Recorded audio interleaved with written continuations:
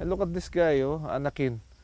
Nung pumasok si Justin dun sa loob ng enclosure, binati pa siya, sinalubong siya, and as if, wow, it's the first time, oh.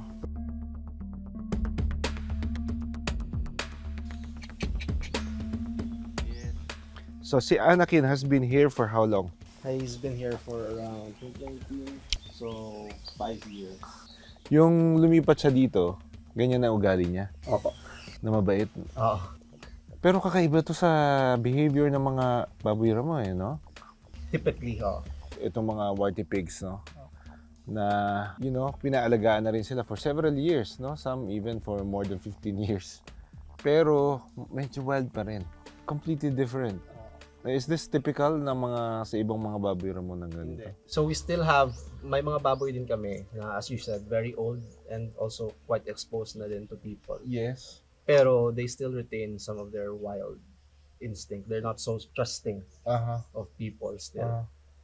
Pero si anak iba talaga eh. Nagbe-belly rub siya. And, well, yeah, this is the first time I've encountered this, no? In a wild boar. And this one, very aggressive yung species nito eh. Dapat, very territorial and all that. And yet, look at this guy, oh. Oh, papa belly rub pa.